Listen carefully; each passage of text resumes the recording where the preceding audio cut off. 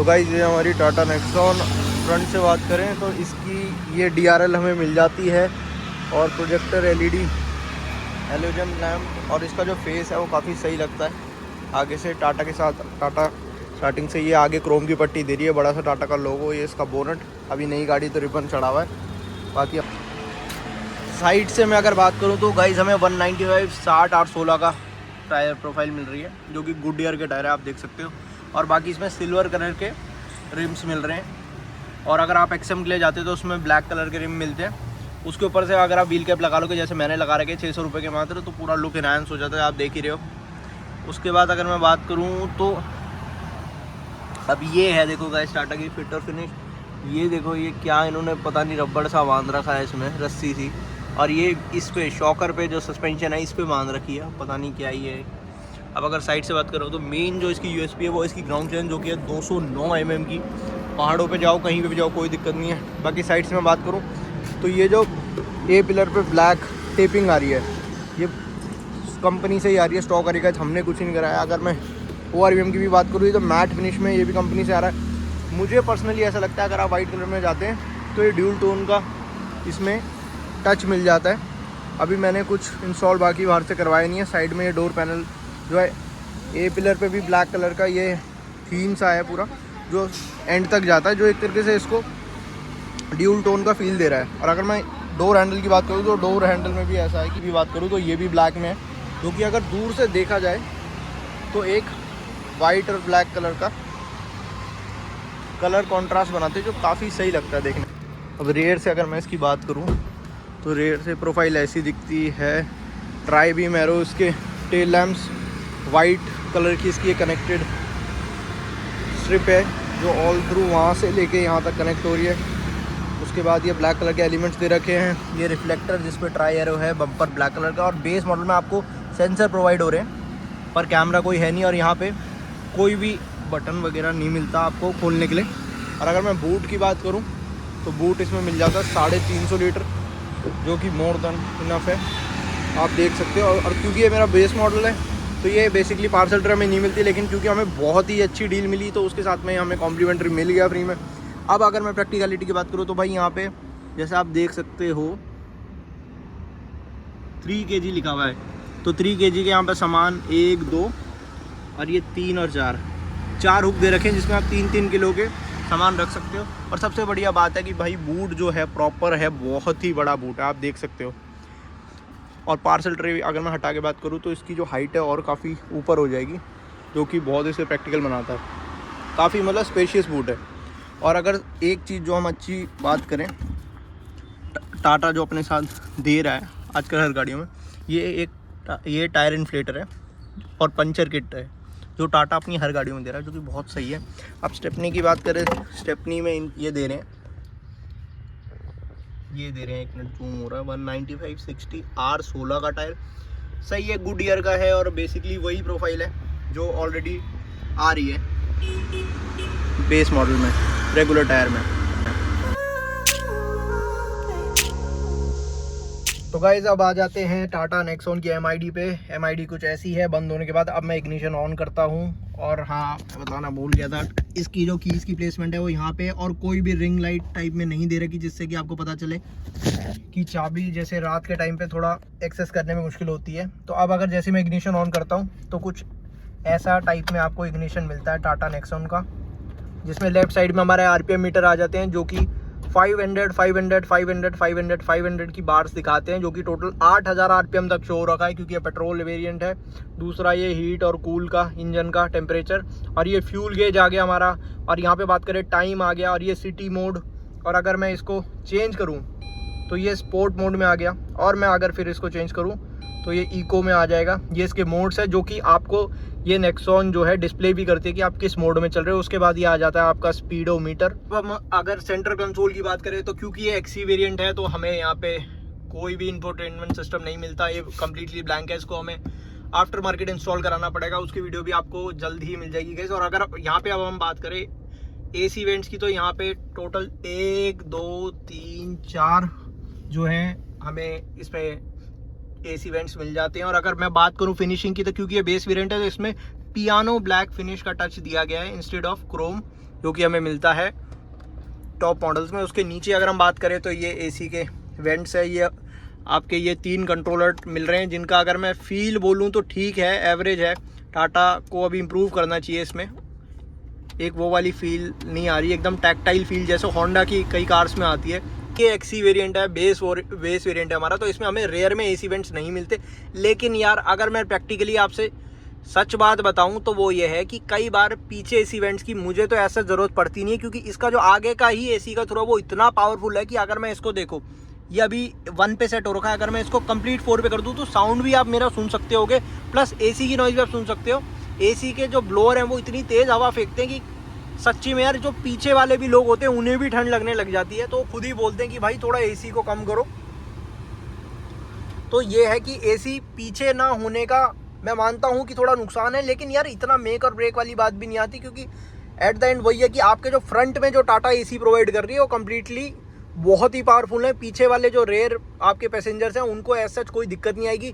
ज़्यादा से ज़्यादा मेरे ख्याल से 1 मिनट या 1 मिनट से भी कम टाइम लगेगा, और पीछे की गाड़ी भी एकदम चिल हो जाएगी। बाकी अब नीचे थोड़ा आते हैं, गियर बॉक्स की बात करें तो जो सबसे बड़ी यूएसपी है टाटा नेक्सॉन की मेरी ओपिनियन में, जो कि जिस वजह से मैंने इस गाड़ी को परचेज़ किया है, वो है इसका ये 6 स्पीड का ट्रांसमिशन, जो कि अगर मैं अभी जो फेस लिफ्ट वाला वेरिएंट है अगर मैं उसमें इसको बेस मॉडल को परचेस करने जाऊं तो मुझे बेस मॉडल में 6 स्पीड मैनुअल ट्रांसमिशन नहीं मिल रहा है। 6 स्पीड के लिए आपको अपर वेरिएंट्स में जाना पड़ेगा। बेस मॉडल अगर आप चाहते हो तो आपको सिर्फ 5 गियर वाला ट्रांसमिशन ही मिलेगा, और 6 गियर वाले ट्रांसमिशन का फ़ायदा ये होता है कि अगर आप हाईवे पे ज़्यादा क्रूज़ कर रहे हैं तो उसका फ़ायदा आपको डेफिनेटली मिलने वाला है, क्योंकि जब आप रोड पे चलेंगे आप मैक्सिमम स्पीड में चल सकते हैं, कम आरपीएम में चल सकते हैं। और कम आरपीएम में चलने का मतलब ये है कि आपकी गाड़ी इतनी रिलैक्स रहेगी, और साथ के साथ आप हाई स्पीड के साथ एक अच्छी एवरेज भी निकाल सकते हो अपनी गाड़ी से।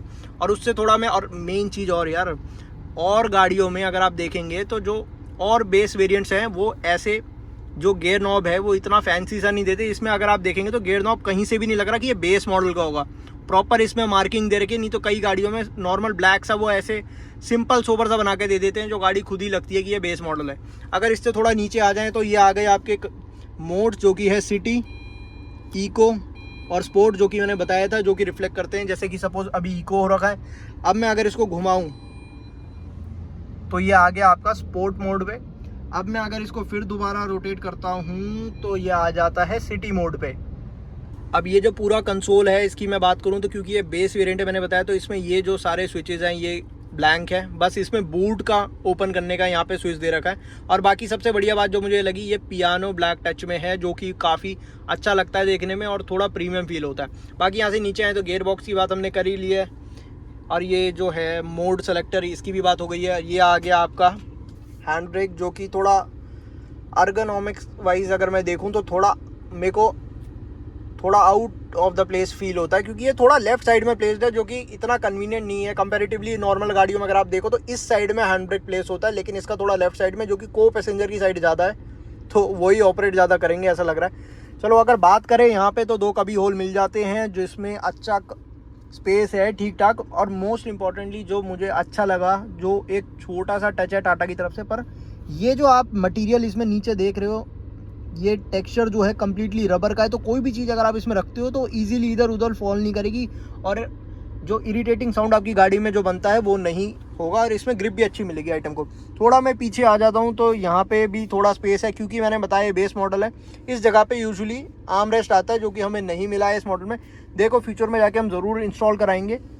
बाकी अगर टाटा के फिट और फिनिश की बात करूँ तो जैसे आप देख रहे हो ये थोड़े पैनल गैप्स है, लेकिन यार ये बोलने की बात होती है, इतना कुछ मेक और ब्रेक वाली बात है नहीं।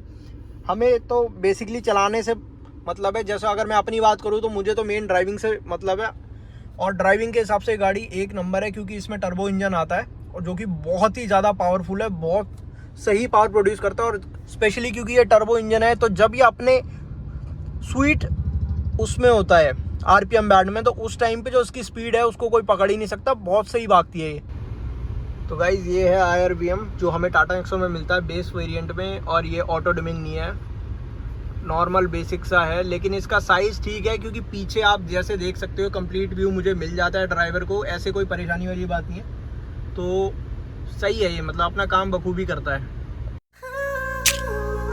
अब अगर मैं सेंटर में भी बैठूं सपोज, तो सेंटर में भी ऐसा कोई दिक्कत है नहीं। मानता हूँ यहाँ पे थोड़ा सा हम्प है, लेकिन अगर यूं करके बैठा जाए, 2 बंदे बैठेंगे और साथ में मेरे, यानी कि कम्प्लीटली अगर 3 लोग भी इस गाड़ी में बैठते हैं, जो कि हम ऑलरेडी काफ़ी बार बैठे हुए हैं, तो काफ़ी कंफर्टेबल रहता है। ऐसा कोई शिकायत की बात रहती नहीं है। आप ये लीवर देख रहे हैं, इसको आपको ऊपर करना है, जो मैंने ऊपर कर दिया। एक लीवर वहाँ है, उसको आप ऊपर करेंगे तो ये जो बेंच है ये पूरी नीचे आ जाती है, जिससे कि आपका जो बूट का स्पेस है वो कम्प्लीटली बढ़ जाता है, ज़्यादा प्रैक्टिकल हो जाता है गाड़ी। और अब मैट की अगर मैं बात करूँ तो भाई मैट मैंने आफ्टर मार्केट लगाए हैं, ये बिल्कुल बकेट फिटिंग वाले हैं, और ये हैं TFX मैट टाइप में, जो कि सिर्फ नेक्सॉन के लिए ही आते हैं। और ये लेने का मेरा पर्पस ये था, क्योंकि भाई मैट की फिटिंग अगर परफेक्ट नहीं है ना, तो वो बहुत इरिटेट करते हैं, आगे पीछे इधर उधर होते रहते हैं, और वो लुक वाइज भी अच्छे नहीं लगते। अब जैसे आप देख रहे हो ये प्रॉपर नेक्सॉन के ही, तो थोड़े माफ़ी चाहता हूँ कि थोड़ा गंदा हो रखे, लेकिन इनकी जो लुक है बहुत बढ़िया और बहुत ही ज़्यादा प्रैक्टिकल है। इनकी लाइफ भी काफ़ी लंबी होती है। तो गाइस अब मैं बात करता हूँ टाटा नेक्सॉन की ड्राइव की। तो क्लच पेडल को दबा दिया है, फर्स्ट गियर हमने मार दिया है। उसके बाद अब देखते हैं ड्राइविंग वाइज कैसी है। अभी मैं बता देता हूँ, अभी हम हैं सिटी मोड पे, as you guys can see. Steering काफ़ी हल्का है घुमाने में, एज सच कोई दिक्कत नहीं आ रही है। अब अगर साउंड थोड़ा थोड़ा कैबिन में आता है, ये नहीं बोलूँगा कम्प्लीटली एकदम साइलेंट गाड़ी है जैसे Hyundai की होती है। इंजन वाइज थोड़ा साउंड है, पर बेरेबल है यार। अगर तुम म्यूज़िक चला के गाड़ी चलाओगे, शायद ही कोई ऐसा होगा जो बिना म्यूज़िक के ड्राइव करता होगा। म्यूज़िक एज इन हो सकता है कोई रेडियो सुनता हो या कोई म्यूज़िक तो चलाते ही हैं यार, तो इतना बेरेबल है। और मैं खासकर आपको बोलूँगा, अगर आप टाटा की तरफ जा रहे हो तो BS6 में फेज़ 2 इंजन के लिए जाओ, क्योंकि वो बहुत ज़्यादा रिफाइंड इंजन है, प्लस उनमें एवरेज वगैरह भी बहुत अच्छी है, और काफ़ी मतलब टाटा के हिसाब से बेसिकली काफ़ी बढ़िया इंजन है वो। अब जैसे अगर मैं स्टीयरिंग भी इसकी बात करूं, तो ये काफ़ी अच्छी घूम रही है गाड़ी, फीडबैक भी काफ़ी अच्छा है, सस्पेंशन वाइज भी अच्छी है। तो मतलब ड्राइविंग ओरिएंटेड गाड़ी मैं इसको बोलूँगा बिल्कुल, क्योंकि जो इसका फील है ओवरऑल वो बहुत सही है चलाने में। बिल्कुल भी ऐसे नहीं लगता, अब जैसे मैं कंप्लेन नहीं कर रहा, पर जैसे Hyundai की गाड़ियाँ होती है, उनका स्टीयरिंग अगर आपको याद है, एक जो मतलब एक आर्टिफिशियल सा कनेक्शन फील होता है, इसमें बिल्कुल वैसी वाली बात नहीं है, एकदम रॉ फील है। कनेक्शन वाइज भी अगर मैं बोलूँगा तो बहुत सही है, फीडबैक काफ़ी अच्छा है स्टीयरिंग का। यहाँ पे थोड़ी सी भगा के देखते हैं कि क्या हिसाब है। फर्स्ट गियर हमने लगा दिया है, गाड़ी है स्पोर्ट मोड में। अब परफॉर्मेंस देखते हैं कैसे आती है।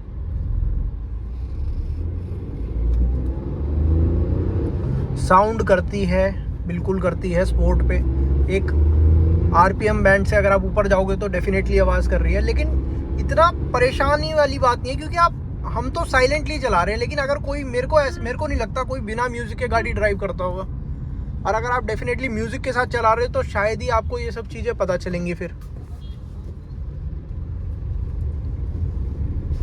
अब जैसे हम स्पोर्ट मोड में ड्राइव कर रहे हैं, तो जैसे मैं फील कर पा रहा हूँ गाड़ी एकदम से उछल रही है, भाग रही है मतलब, और काफ़ी सही पावर डिलीवरी हो रही है। स्पोर्ट मोड में डेफिनेटली काफ़ी फ़र्क है। अब मैं अगर इसको डालता हूँ इको में देखते हैं कि भाई टाटा नेक्सॉन के ये जो मोड्स हैं कितने इफ़ेक्टिव हैं और कितने इफ़ेक्टिव नहीं है, कहीं कोई गिमिक्स तो नहीं है। तो अब अगर मैं देखूं तो अभी 1 सेकेंड, मुझे पता नहीं चला। डेफिनेटली गाइस, डेफिनेटली जैसे ही मैं RPM पे जा रहा हूँ, हाई RPM में, तो उस हिसाब से फीडबैक नहीं मिल रहा। गाड़ी ऐसा लग रहा है थोड़ी अंडर पावर हो गई है, तो ये काफ़ी सही है फीचर वाइज, कि जब आपको इकोनॉमी पे ज़्यादा ध्यान देना है तो आप इकोनॉमिकली गाड़ी को चला सकते हो, जस्ट एक मोड चेंज करके। अब जैसे हम 3rd गियर पे इकोनॉमिकल मोड में इसको चला रहे हैं टाटा नेक्सॉन को,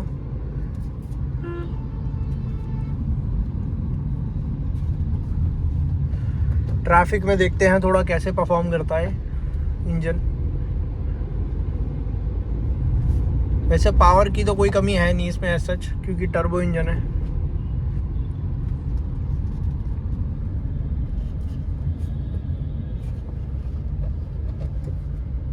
गियर बॉक्स थोड़ा मैं बोलूँगा इसका थोड़ा नौची है, इतना स्मूथ नहीं है फंक्शनिंग में, या क्या पता हमारी ही इस पर्टिकुलर यूनिट के साथ दिक्कत हो।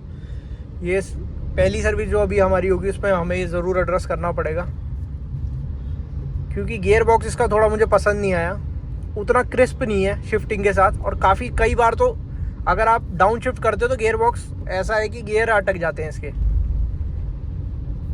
तो थोड़ा थोड़ा है कमियां टाटा में, ऐसे नहीं बोलेंगे कि अभी बिल्कुल ही टॉप नॉच प्रोडक्ट बनाने में कामयाब हो गए हैं, थोड़ा बहुत है दिक्कतें, बट इतनी है कि आप उनको बेयर कर सकते हो। फ़ायदा इसका ज़्यादा है, मेरे को ऐसा लगता है।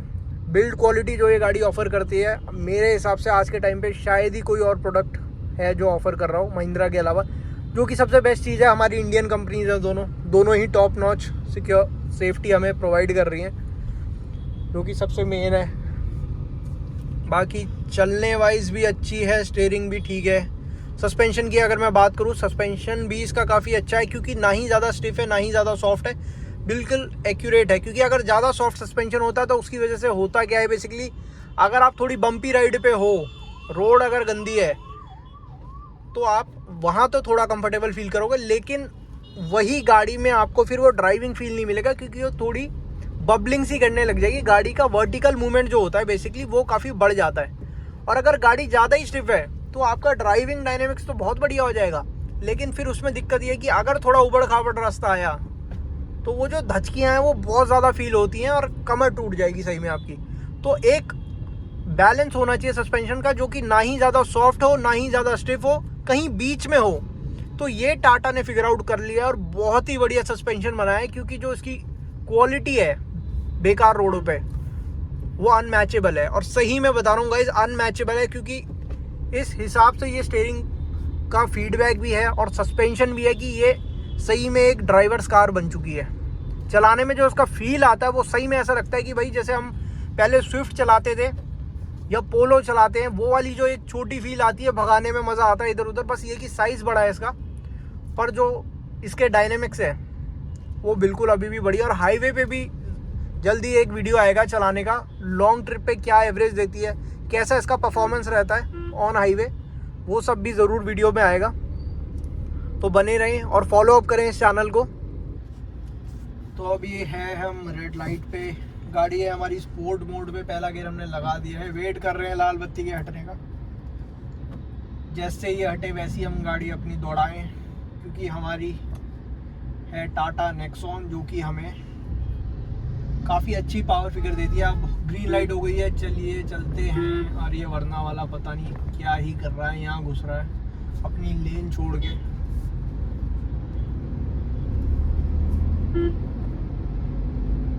अभी हमें सेकंड गियर पे और 2000 आरपीएम पे, जैसे ही मैंने थर्ड गियर शिफ्ट किया आरपीएम कम हो गए हैं, अभी हम हैं 1500 आरपीएम पे।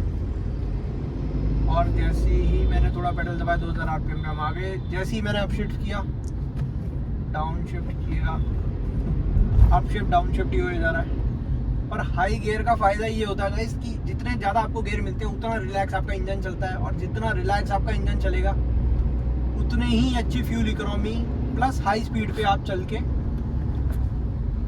क्रूज कर सकते हो हाईवे पे, जो कि बहुत ही बेस्ट है। हाई स्पीड के साथ अच्छी माइलेज में मिलेगी आपको, इसलिए 6 गियर होना हमेशा एक एडवांटेज होता है।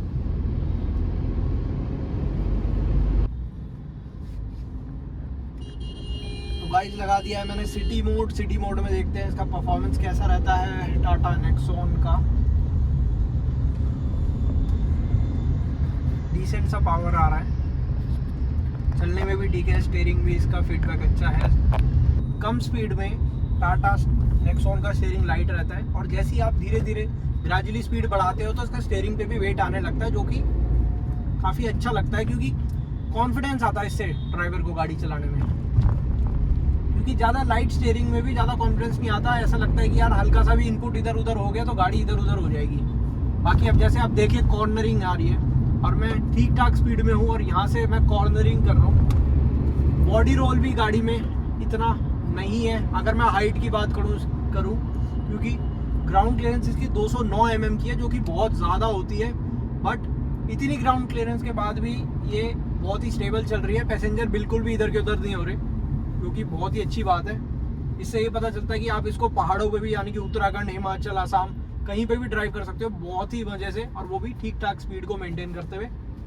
और वो मैं इसलिए बोल रहा हूँ क्योंकि पहाड़ों पे ही ज़्यादा बॉडी रोल का पता चलता है, क्योंकि जब आप ठीक ठाक रोड पे चल रहे हो, अचानक से बैंड आते हैं, उस पर आपको मुड़ना पड़ता है, तो उसमें जो ड्राइवर होता है और साथ में मेनली बेसिकली उसके पैसेंजर जो पीछे बैठे होते हैं, उनको बहुत ज़्यादा बॉडी रोल महसूस होता है, जिस वजह से हो सकता है उनकी तबीयत भी खराब हो जाती हो। तो जितना कंट्रोल्ड बॉडी रोल होता है गाड़ी में, उतनी कंफर्टेबल गाड़ी मानी जाती है। और इस चीज़ को कंट्रोल करना बहुत ही गजब की बात है। और वो मैं इसलिए बोल रहा हूँ क्योंकि मैं फिर बता दे रहा हूँ, 209 mm का ग्राउंड क्लियरेंस है इस गाड़ी का। 209 mm गाइस बहुत होता है। 209 mm देने के बाद भी इसको इतना स्टेबल रखना कि इतनी स्पीड में भी अगर मैं इससे कटिंग करूं, तो कटिंग करने के बाद भी जो है मेरे पैसेंजर जो है गाड़ी के अंदर वो इधर उधर ढीले ढुले ना, तो बहुत अच्छी बात है। क्योंकि यूजुअली होता क्या है, जब भी गाड़ी आप उठा देते हो ज़मीन से ज़्यादा, तो उसका जो है ड्राइविंग डायनेमिक्स भी हिल जाते हैं। जैसे अगर मैं स्कॉर्पियो की बात करूँ, स्कॉर्पियो काफ़ी ऊंची गाड़ी है, तो उस वजह से उसमें बॉडी रोल काफ़ी था। झूल जो होते हैं, जिनको झूले बोलते हैं, चलाते टाइम वो झूले बहुत महसूस होते थे लोगों को। लेकिन स्कॉर्पियो तो लेजेंड गाड़ी है, उसका उसी का यूएसपी था। और अगर मैं वैसे बात करूं, टाटा नेक्सॉन में ये चीज़ काफ़ी कंट्रोल्ड है। ऐसा नहीं बोलूँगा बिल्कुल ही नहीं है, लेकिन बहुत ही कंट्रोल्ड वे में आपको बॉडी रोल फील होता है। और बाकी बहुत बढ़िया गाड़ी है चलाने में। ड्राइविंग के हिसाब से मैं बोलूँ तो बहुत ही ज़बरदस्त मुझे पर्सनली लगी, क्योंकि मैं एक ड्राइविंग एंथुसियास्ट अपने आप को मानता हूँ। मुझे ड्राइविंग से मतलब है, ज़्यादा मैं फीचर का इतना लोड लेता नहीं। और ड्राइविंग के हिसाब से मुझे जो चाहिए होता है वो है बेसिकली स्टीयरिंग अच्छा होना चाहिए, फीडबैक अच्छा होना चाहिए स्टीयरिंग का। दूसरी बात, सस्पेंशन वाइज अच्छी होनी चाहिए, क्योंकि ज़्यादा भी अगर सॉफ्ट सस्पेंशन होगा तो गाड़ी उछलती ही रहेगी, चलाने में उतना मज़ा नहीं आएगा। तीसरा है इसका इंजन वाइज भी इसकी पावर फिगर अगर आप देखोगे तो ठीक है, बहुत अच्छी है मैं बोलूँगा। और ऐसा नहीं बोलूँगा कि मतलब अपने सेगमेंट में टॉप है, क्योंकि XUV 300 जो है वो इससे ज़्यादा पावरफुल है। लेकिन ये भी ठीक है यार, इतनी कोई ऐसा दिक्कत नहीं है। आप एक बार टेस्ट ड्राइव लो गाड़ी की, आपको खुद पता चल जाएगा। बाकी इसके और भी वीडियोस आएंगे। जब अभी मैं एक ट्रिप प्लान कर रहा हूँ उत्तराखंड का, तो मैं सोच रहा हूँ हाईवे से लेके इसका माइलेज, इसका टैंक टू टैंक माइलेज जो होगा, ऑफ रोड कैपेबिलिटीज़, पहाड़ों में रोड जहाँ पे हो और जहाँ पे बिल्कुल ही रोड ना हो, क्या परफॉर्मेंस ही देती है, सबका रिव्यू आएगा। तो आप बने रहे इस चैनल पे। Thank you.